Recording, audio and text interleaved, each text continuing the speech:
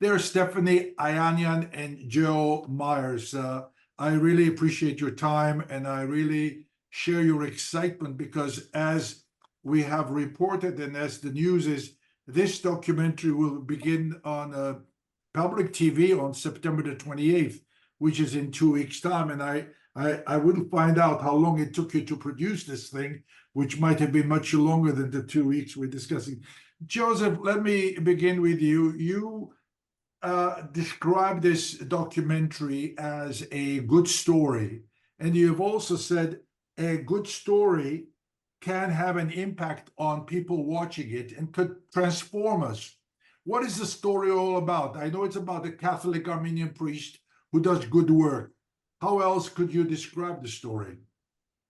I would also describe this story as a story about immigration, as a story about the difficulty in coming to a new country when you're escaping a war zone, and the needs that you have in a situation like that, and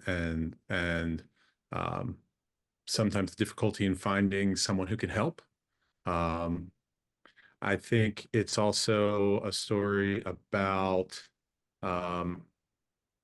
doing good works as much as it's about talking about them, you know, and humanitarianism. So I think there are a lot of themes in there that are important. That are important to me, and should be important to all of us, really, because we all know the problems within the world.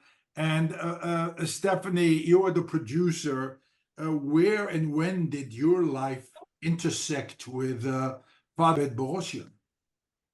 So I first learned of Father Armenog when I was researching stories for our previous film, What Will Become of Us. And when I was researching those stories, I was looking in Armenian newspapers and listening to Armenian radio shows and doing whatever I could, trying to meet people who knew other people, just like lots of webs of how we were meeting people. But I found out about him and the story of him helping a young woman, Karun, in an Armenian newspaper.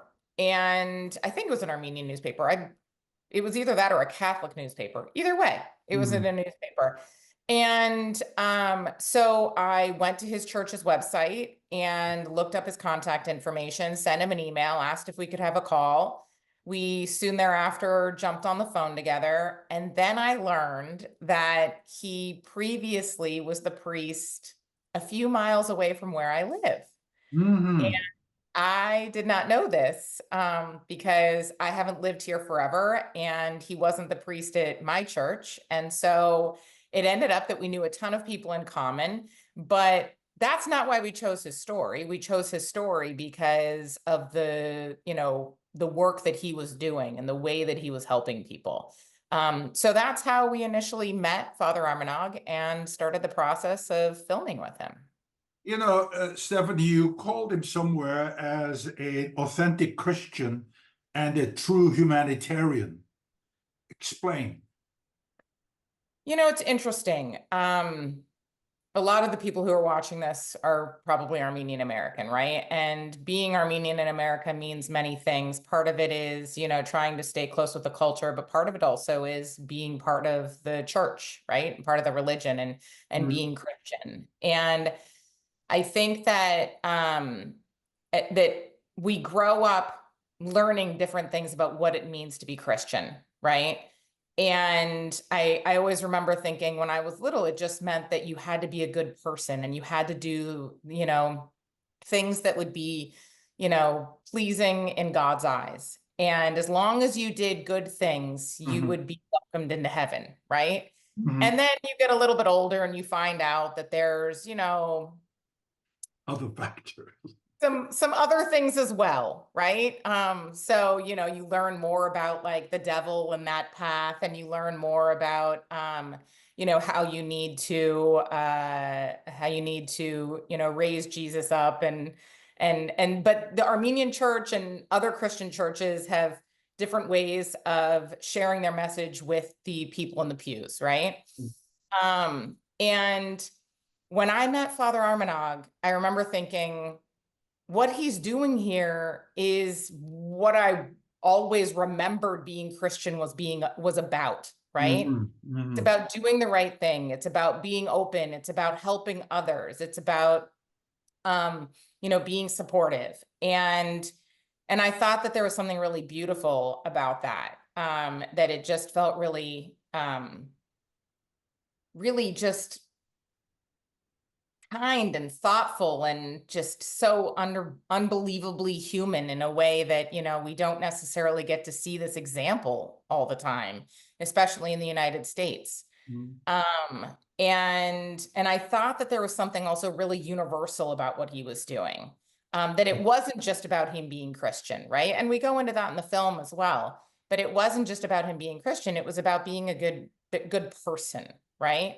And our collaborators on this film, I think I'm the only person who identifies as Christian that worked on the film. And so, we wanted to make this a universal message that it's about immigration, but it's also about being a good human. Armenog wants to be there for every single person who needs him. Armenog wants to be limitless in his kindness. What resources does he have to work with? Does he have any support? That's a good question. Joe, do you want to take this or do you want me to take it? I mean, I'll just say a few words and then you can go into, I mean, that statement about being limitless always struck me as, it's aspirational. It's what he wants to be able to be, but he's even with support, he's a physical human. He can only do so much.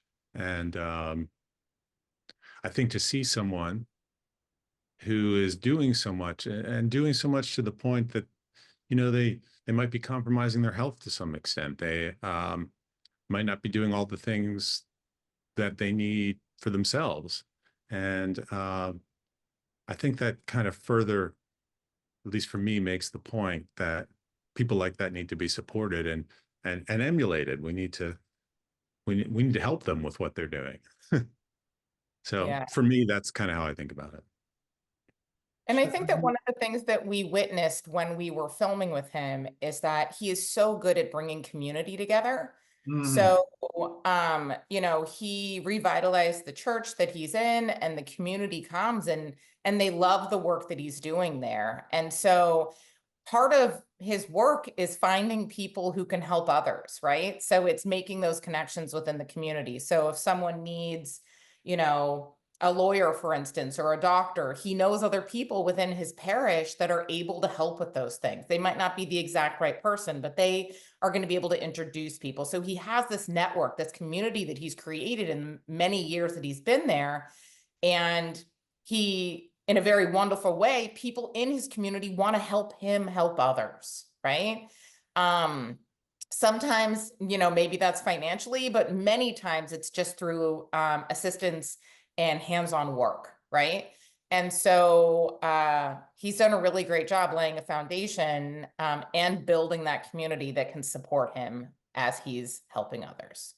When we speak about the support, each and every individual, each and every institution that is alive and works needs support. You need support as artists, as storytellers, as media people. Stephanie, I was really impressed that you also teach fundraising for media at Temple University. Is there a very special way of fundraising for media? And what challenges do you have? I love this question. Yes. So I teach an entire semester of how to fundraise, and then I hope that the students can go out into the world and do it for their projects. I started teaching that class because of our experiences fundraising for the previous film, What Will Become of Us. And, you can send out grant proposals and you can meet with individuals, but there are a lot of nuances and relationship building and fundraising that a lot of people, I think, take for granted. And I think a lot of funders, especially within the Armenian community, people that are interested in supporting the arts, I don't think that many of them understand how expensive it is to actually Mhm. make this type of work. Mhm. I've had funders chat with me and say things like, well, can't you just make the whole film for $10,000?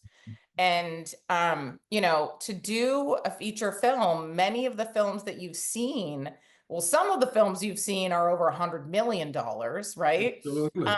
In with telling Armenian stories, but it's also really common that it's, you know, $10 million, $5 million, $1 million. And I think that's overwhelming when potential funders hear that.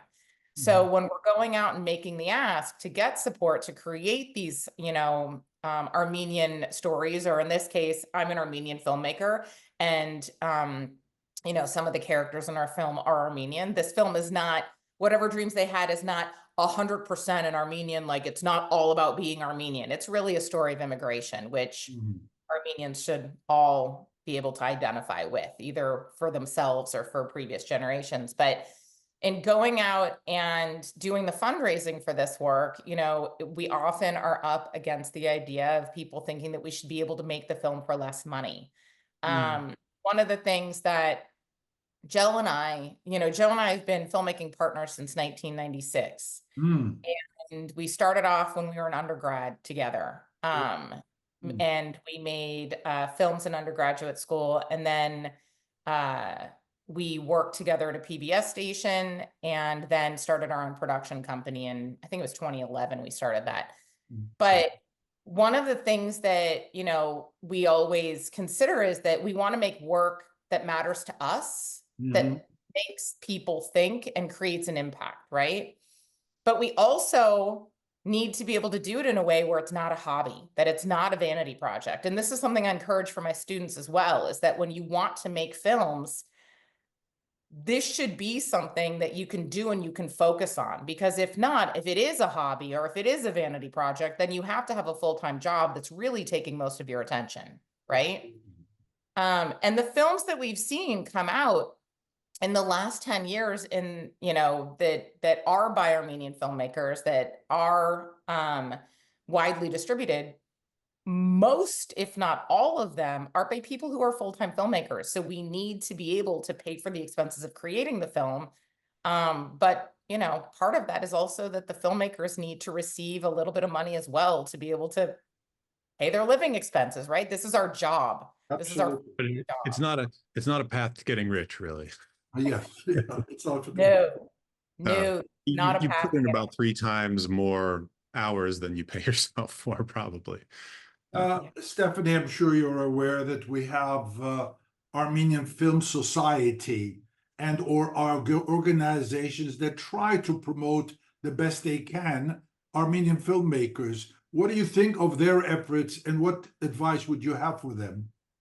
I think they're doing a great job. I remember when they got started, and there are a couple of other cultural organizations that are also trying to promote Armenian filmmakers and Armenian films worldwide, which is outstanding.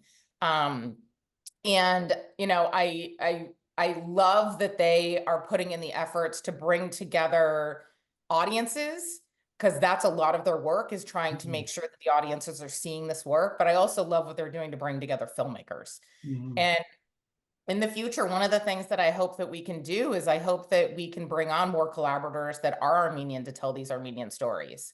I remember years ago, maybe in like 2003, when Andrew Goldberg was Mhm. in distribution for one of his films. I can't remember which one it was. It was, I think it might have been the Armenian genocide documentary that he made. Mhm. I went to a screening where he was talking, and there was a Q&A. And I asked him the question in front of the audience. I said, as a Jew, why do you keep making stories about Armenians? Because No. that was, you know, I think that was maybe his second or third film about Armenians. And then, of course, he just came out with the film a year ago. Um, and his films are beautiful. And I'm so glad that he did make them, and he continues to make them. But his response to me is because you guys aren't doing it. Mhm. And I remembered thinking, like, yeah, there aren't enough Armenians that are making Armenian stories. And Mhm. so I'm glad that we're able to do that and share these stories. Joseph, very, very soon in 2 weeks, this documentary. How long have you been working on this, may I ask you?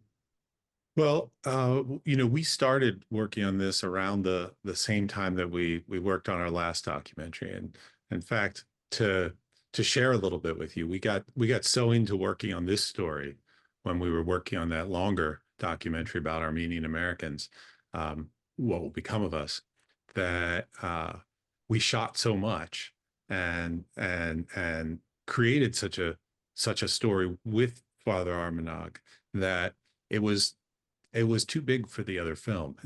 it, it didn't fit as one of 6 or 8 stories in an hour. We couldn't make that work. And we also started to think about how there were some themes that indicated to us that maybe it should be its own project, that it could appeal both to an Armenian American audience, but that it would also appeal to non-Armenians, and bring a message that's important for everybody to hear. And so with that in mind, we decided it should be its own freestanding film, albeit a shorter one, a half hour rather than an hour. And we sort of slowly got to work on it. And this goes back to what Steph was talking about, that needing to have a day job when you make documentaries. So the funding for this shorter one was a bit more limited, and so it's taken us a little bit longer to get through the process of completing it. But it's it's been a labor of love to a large extent, because we both feel very strongly about the story, and we just really wanted to see it get to a place where other people could get something out of it. Stephanie, your previous documentary, What Will Become of Us, was mentioned quite a few times, and I've watched it, and it's really, really a lot of work, impressive work. And you had the message, and you did deliver that message. Can we create a new future for Armenians? That, I guess, was the key question you had in Good mind. question. Yeah, I mean, I sure hope so. I think that one of the really exciting parts of making that film, when we were making What Will Become of Us, I was talking to Dr. Shushan Karapetyan in Los Angeles. We were talking to her. And she talked about the need for future generations to be able to play with the culture and to play with the language so that it can live and breathe and be something that people want to bring forward and want to continue for the next 100 years. And I was so excited by what she said. It didn't end up in the final film, but I was really excited by what she said, partially because I have 2 girls. And we're raising those girls in an Armenian American household. And we want our girls to care about their culture and to learn the language. Yep. And so, when I made the film, as much as I'm not in the film, there is a big part of me that's in that film and in that story, right? And so, yes, I think that the future is bright. My kids participate in Armenian camps and go to cultural weekends. They're headed to one this weekend. And, when you see the kids interacting with the culture, and interacting with their community and being excited to see each other, it's pretty amazing. It's pretty inspiring. And I think the future is bright. Joseph, the documentary is coming to public TV on September the 28th. Give me an idea of how excited you are, and what is your message to the people who may be watching, or what would you like to tell people who are watching this interview? Well, I don't want to give away the full message, because hopefully the film makes the point better than I can express it through words. I am very excited. I think the topic of immigration and the needs of people that are coming to this country, especially escaping other places, and coming here for refuge. I think those needs are great. And, sometimes we get to a place where we kind of look at immigration a little bit cynically, but I think um, this was an opportunity to really humanize people who are in this situation and create a picture of the struggles that they face, and I think that's an important thing for people to see. It was very important for me to see.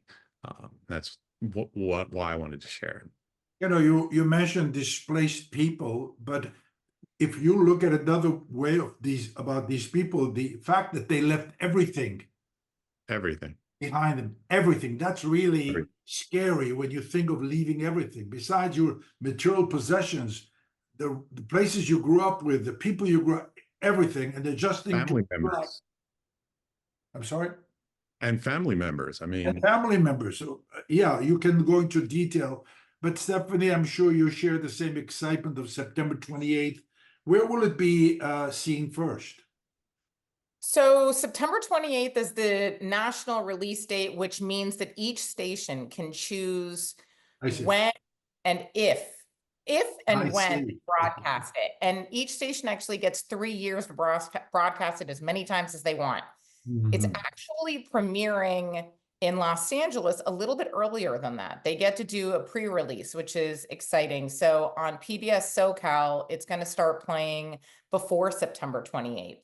But each person that's interested in watching it should check their local PBS listings and see if they can find whatever dreams they had there. And if they can't, they can also contact their station and request that their station broadcast it.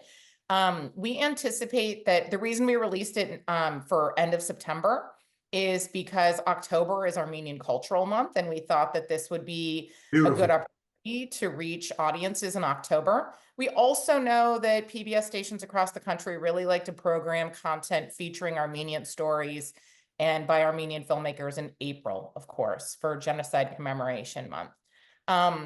So we don't anticipate that every station's going to have it September 28th. We think that there's a really good chance that within the next year, stations are going to really be broadcasting this. And we had a really good reach with our previous film. And that did really well for the 3-year release period that it had. And so we anticipate, some good coverage for this one as well. But of course, we want to hear from you. If you are in a market that is not getting the film, you can contact us at whateverdreamstheyhad.com. Is that our website? I'm saying that. Joe, that's our website, right? there's a contact form on there. There's a contact form. We'll get it directly. Yeah. And so, if we can always try to get it onto a PBS station in everyone's area that's interested in seeing it. But we hope that it gets a broad release and that everyone gets an opportunity to see this film. Joe, very quickly, what is the length of the documentary, and is the language purely English? That's a good question. It's a half hour, and the language is English. There's a bit of Arabic and a few Armenian words here and there. But anything that is not in English is subtitled. So it should be no problem for anyone who does speak English to understand it. Stephanie, my last question to you is a word of advice to young Armenians, and there are quite a few of them, I have to say, who want to move into the movie world, into the filmmaking world, into media. What is your advice to them? My advice is to work really hard, get to know everyone that you can, network with as many people as you can. If you decide to go to school for it, be on time, be early, show up for things, work really, really hard at everything that you do, impress your professors and your classmates, and stay late, because those are the people who, if you work hard and you know what you're doing and you impress people around you, you will keep getting jobs. If you show up late, or you are not excited about the work that you are doing, no one's going to want to hire you. And I think that I hear a teacher speaking. and I'm a teacher speaking, yeah. But there are paths to this industry that don't involve going to film school, that don't involve going to a university. And for those people, you know, it's not necessarily trickier. Sometimes it's equally as challenging or equally as easy, depending on the road you're on, right? But make your own work, practice your craft.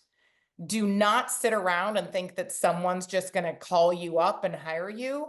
On the weekends that you're not working in your other jobs, work on your own films, because that's how you're going to meet people. That's how you're going to actually learn, is by doing. Make sure that you're playing, you know, your films, and go to film festivals, screen your work, talk to people, meet more people. So, you know, if you're interested in going into this industry, I'm excited to see your future work. I'm excited to applaud you and all of the things that you do, but don't think that it's going to be something that someone's going to call you and just give you a job. You have to work really hard in this industry. But the opportunities are there. The opportunities are absolutely there. And sometimes you just have to be open-minded. Not everybody gets to be a writer-director. Sometimes you need to be a little bit more open-minded about what other opportunities might exist in the industry. And one thing that we don't think about this industry is that our industry uses lawyers. There are entertainment attorneys, right? Our industry uses chefs. There are caterers, right? Our industry uses many other industries. We use hospitality, like we use so many other industries. So even if you're not necessarily the person behind, yeah, accountants, we have accountants, we have bookkeepers, we have many people supporting us behind the scenes, right? So even if you can't, you know, or maybe you don't aspire to be, but if you're not a writer director, you can still very much be part of the industry and support the telling of these types of stories. Joey, your final comments and words of advice. Let's wrap it up. Words of advice. I don't know about advice, but I am very excited to have this film together. I'm very excited to see it, to watch it with other people, to, you know, we always have in mind ideas that we're hoping to communicate, but people will always take their own, will always generate their own ideas, their own thoughts, take new things from the piece. And that's really exciting for me, because I've watched the same thing now for a long time as we work on it, and I have my own thoughts. And then sometimes someone will bring something to me that I had never considered that they see in it, and that's what we start to get at this part of the process, and that's pretty exciting. Steffi Ayanian and Joey Myers, how can I thank you? Congratulations, and may we have the good news in every Armenian household, and let them watch it and support you and be inspired and change their attitudes to whatever is happening around us. I thank you very much. I wish you the best. Thank you. Thank you, Vartan. Thank you so much for taking the time to speak with us today. Yeah, this was fun. Thank you.